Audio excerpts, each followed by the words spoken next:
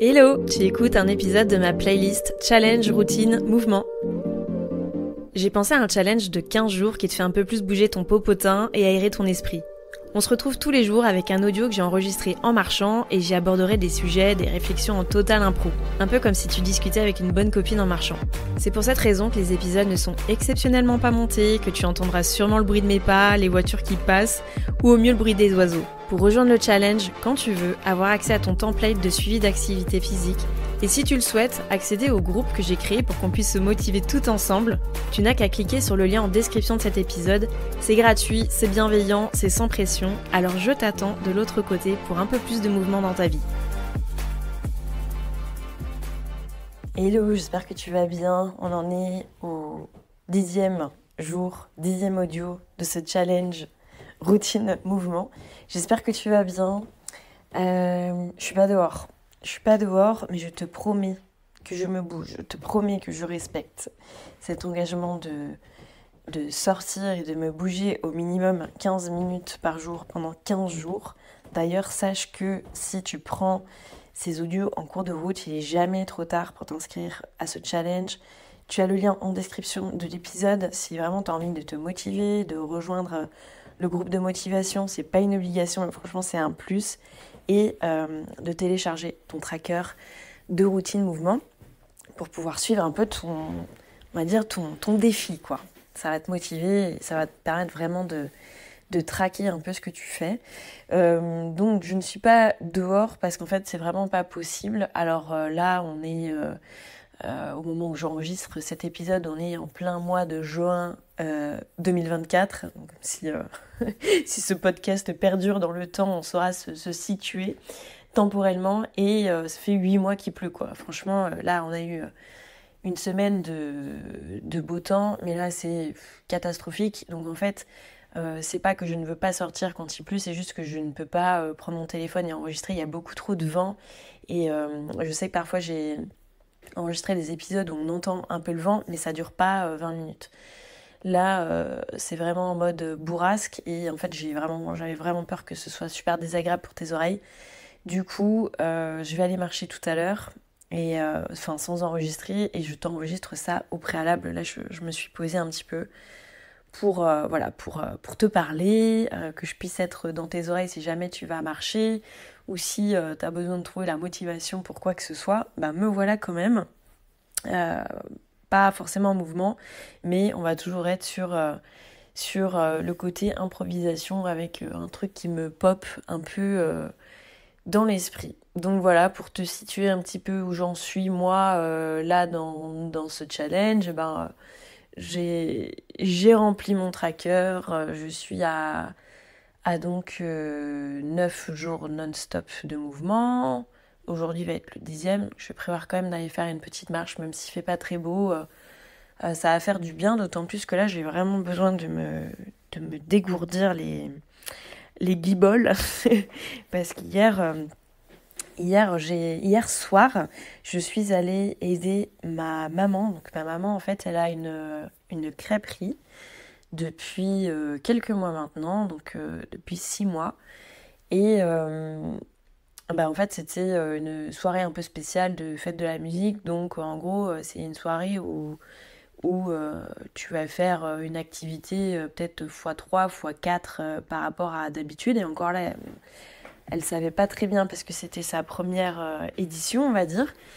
Et du coup, on est venu un petit peu en renfort avec la famille pour lui filer un coup de main pour préparer, etc. Et puis, moi particulièrement pour l'aider sur le service parce que de base, c'est quand même mon métier, on va dire, de base, hein, tout ce qui est hôtellerie, restauration, des couverts avec mon mari, on a servi des milliers et des milliers, sans déconner, parce que c'est vrai qu'auparavant, à nos tout débuts, à notre compte, on gérait un hôtel-restaurant, donc on faisait vraiment les deux. Et sur la partie restaurant, on était amené à gérer vraiment des gros volumes de couverts, parce que le midi, on était à peu près sur des tendances à centaines de couverts. Et puis les week-ends, on avait une activité de banquet. Donc les banquets, je ne sais pas si c'est des choses qui vont perdurer, on va dire, dans le temps, dans les us et coutumes. Mais c'est vrai que les banquets, par exemple, c'est des grands repas de groupe. Ou par exemple les petits papis mamies qui venaient fêter leurs noces d'or, donc leurs anniversaires de mariage, enfin voilà, des événements comme ça. Mais souvent, c'était des repas de groupe où ils invitaient vraiment toute la famille. Donc des fois, on faisait des repas de 30, 40, 50, 90, 150 personnes suivant les occasions. Et ça, on faisait ça tous les week-ends. Donc, euh, donc on va dire que la gestion de volume, ça nous connaît. Et puis même d'ailleurs avant ça, moi j'étais directrice chez McDo. Donc pareil, autant dire que tout ce qui est management, gestion du personnel, savoir qui fait quoi, organiser euh, Madame X à droite, Monsieur X à gauche, c'est euh, c'est des choses que je connais bien. Et donc au tout début où ma maman elle s'est installée, moi j'ai pris beaucoup de plaisir à l'accompagner pour la guider en fait et lui donner comment dire, certaines pistes parce que c'est pas son métier de base.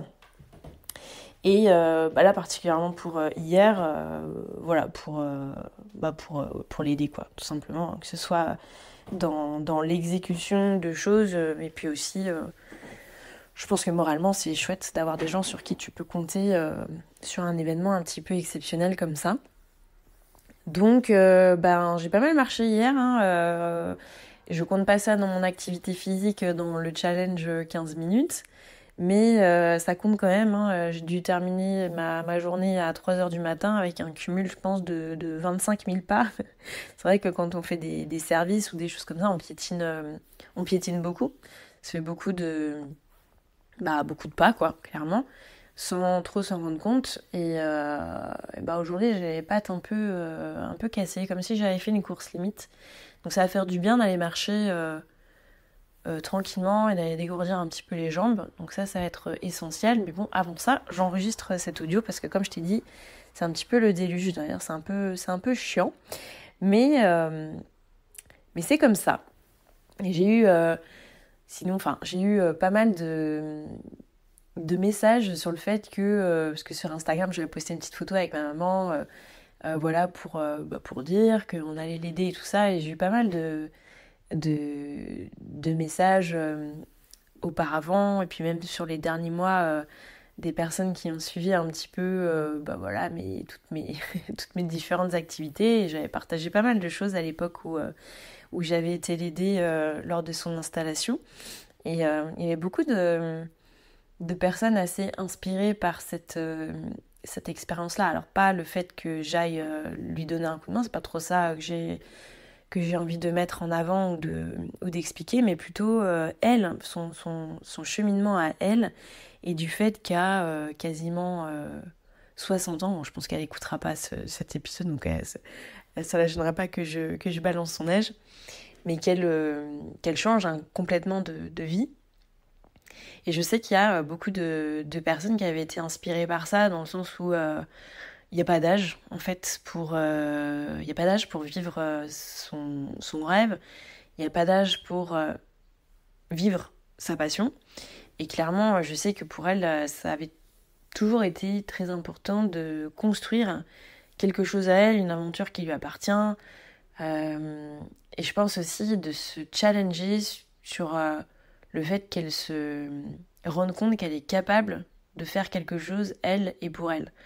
Alors, en fait, c'est ça qui est drôle, c'est que avec un regard extérieur, nous on se dit déjà qu'elle a construit des trucs de dingue, parce que bon, elle a quand même fait 5 magnifiques enfants.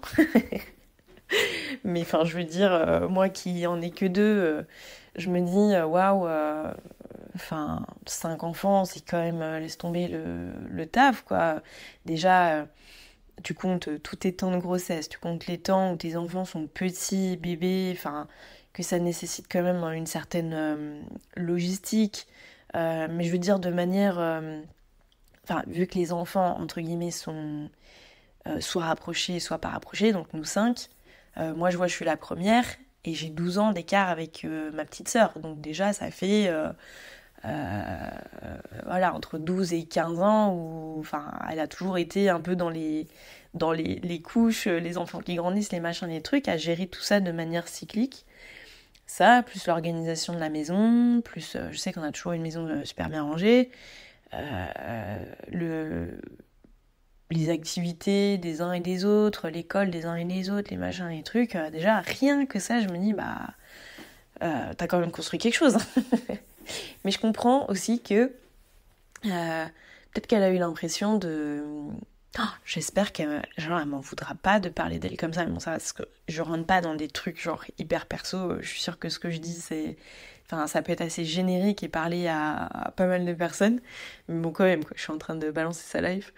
Mais voilà, tout ça pour dire que, peut-être que elle a pu avoir l'impression aussi de pas construire quelque chose pour elle. Parce que, même moi, en étant maman, je me dis, et encore, moi, je pense que je fais des choses pour moi.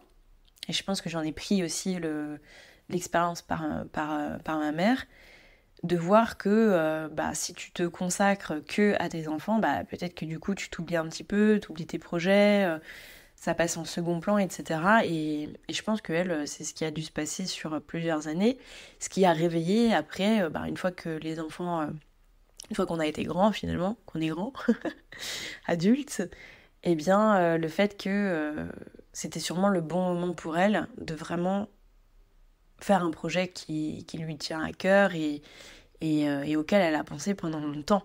Donc moi je trouve ça hyper inspirant parce que je suis amenée quand même à accompagner ou à discuter avec beaucoup de personnes qui sont souvent en quête de sens sur un peu sur leur vie ou sur des projets qu'elles aimeraient mettre en place, que ce soit en pro, que ce soit en perso, sur le fait de donner un sens à sa vie, de faire des choses qui soient vachement plus cohérentes.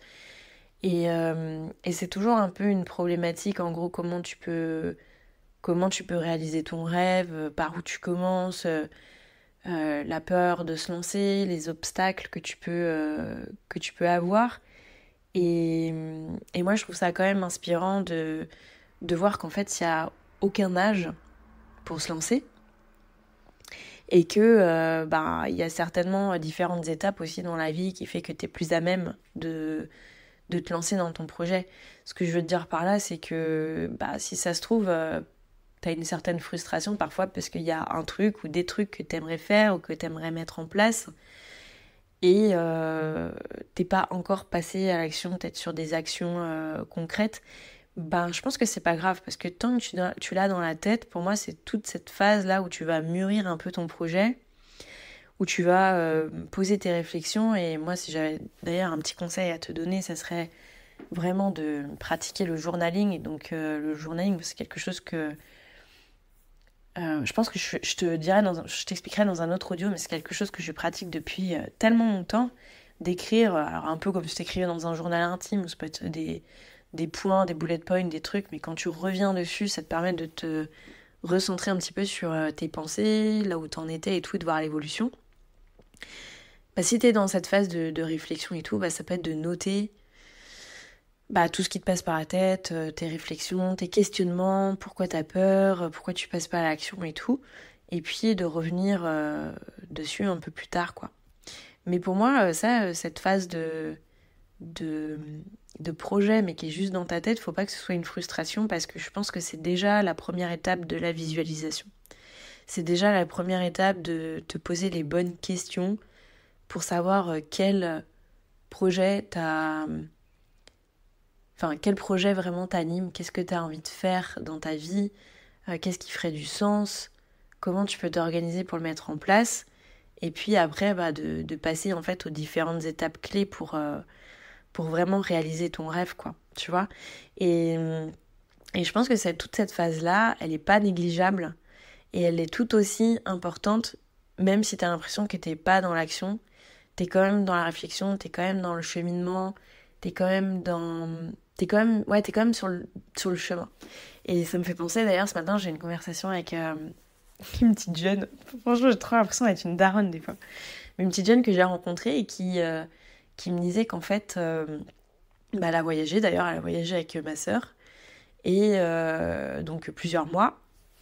Et contrairement à ma sœur qui, elle, a trouvé sa voie pendant son voyage, et ben là, elle est rentrée en France et puis en fait, elle sait pas trop par quel bout prendre les choses parce que malgré ses qualifications, ses diplômes, etc., elle a un bac+5 en ingénierie, je crois, un truc comme ça, bah, elle sait pas ce qu'elle veut faire, quoi. Elle a en tête quelque chose qui l'appelle depuis longtemps, mais bah, elle a peur. Elle sait pas par quoi commencer, elle sait pas quel va être le regard ou l'avis de ses parents et tout. Et en fait, je lui dis, mais tu sais, tu vas pas te lever un matin avec l'illumination, quoi. Il faut autant valoriser le chemin par lequel tu es en train de passer, qui va passer par des questionnements, peut-être des rencontres que tu vas faire, genre là, bah, quand on s'est parlé, bah, peut-être pour elle, je sais pas, ça va lui faire un déclic pour plus tard, ou ça va l'amener à d'autres pistes de réflexion. Il faut pas négliger en fait toute cette partie-là où tu es amené aussi finalement à te poser des questions, à réfléchir sur toi, à ce que tu as envie, etc. Parce que c'est ça qui va t'aider par la suite dans ton projet. Cette phase-là, elle est tout aussi importante. Donc voilà un peu pour ce que j'avais envie de partager aujourd'hui. Et je pense que dans l'audio de demain, pour pas qu'il soit trop long celui-ci, et que je garde un petit peu de matière aussi à te parler, ben, je te parlerai de la suite, en fait, des étapes clés pour réaliser ton rêve. On pourra peut-être rester sur l'exemple de ma maman, ou moi, je sais pas si j'ai des trucs qui me viennent me concernant, pour bah, voir si toi, tu as quelque chose dans ta tête, quelque chose que tu veux vraiment mener à bout, si tu es un peu perdu dans ta vie, s'il y a des choses que tu as envie de mettre en place, si tu as du mal, en fait, à passer à l'action, ou savoir par quel bout prendre les choses, bah, je pense que cet audio-là, il pourra t'aider. Donc voilà, je te souhaite un bon move, un bon mouvement. J'espère que tu continues de bouger là en ce 10e jour. Et si t'es pas rendu au 10e jour, on s'en fout. L'essentiel, c'est que voilà, tu apprennes à ancrer une routine et que tu te rendes compte que ben c'est pas si compliqué que ça à partir du moment où déjà cette routine elle est alignée avec ce que tu as envie de faire. Si pour toi c'est important de bouger, si c'est important de reprendre un peu les rênes de ta vie, de ton temps, de ton corps, bah écoute, t'es au bon endroit et je t'invite à partager tout ce que tu souhaites dans le groupe de motivation que j'ai créé. Il est vraiment ouvert spécialement aux femmes. J'ai pas pris les messieurs, j'aurais pas beaucoup qui me suivent, mais j'ai pas pris les messieurs dans ce groupe, mais vraiment pour qu'on soit dans une safe place. Même si ils ne veulent pas de mal, hein. Mais voilà, c'est vraiment pour voilà, que vous vous sentiez aussi à l'aise dans vos partages. Et voilà, je te souhaite de bien bouger. Je suis fière de toi et toi aussi tu peux être fière de toi.